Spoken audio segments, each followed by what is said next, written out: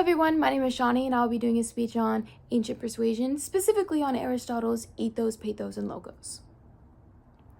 What is the difference between a human and an animal? Is it the ability to speak? Is it the use of a thumb? Our emotions and the ability to judge a character is truly what differs between humans and animals.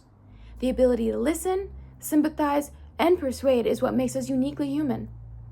Even though communication styles are constantly changing, there are a few fundamentals that Aristotle introduced to ancient rhetorics that still hold the strongest foundation for all possible situations today. We see examples of persuasion in every aspect of our lives.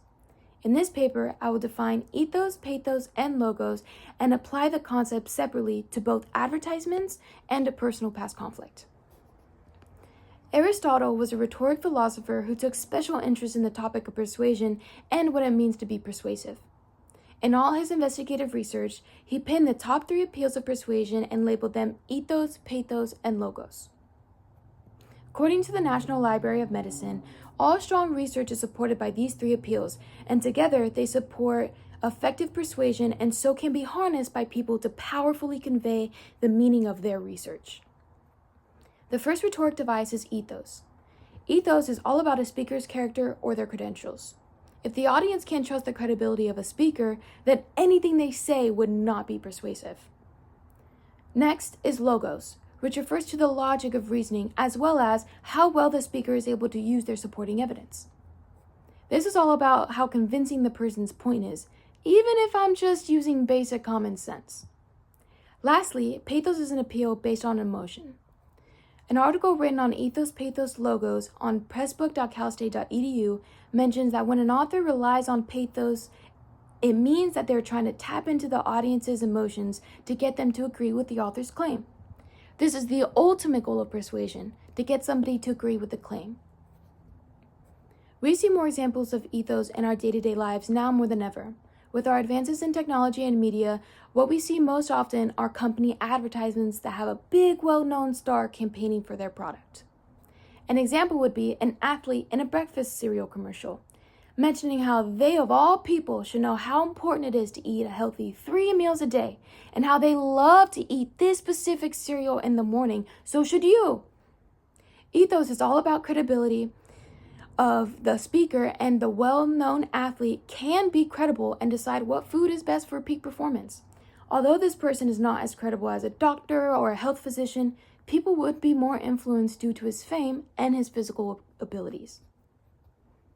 Next, I'm going to describe a time I was able to use pathos to solve a conflict I had with an old coworker. This coworker of mine had stepped down from his leadership role due to our team not listening and respecting him enough as a lead. With him stepping down, I was offered the position and agreed to help. The team began to straighten themselves out and responded well with my form of leadership style, which ended up not sitting very well with the coworker who had stepped down. As time continued, I noticed this person began to act out of character as well as giving attitude and causing conflicts in front of the team. I pulled him aside to have a one-on-one about how he was doing and if I had done something to cause any uneasiness between us. At first, he was very reluctant to say there was a problem, but eventually he mentions how jealous he is for the team to so easily trust me and not him. He mentions how badly it hurt to see them do everything he was trying to get them to do, and I just felt for him. Of course it would be frustrating to try so hard just for some kid 10 years younger than you to come in and make it seem so easy.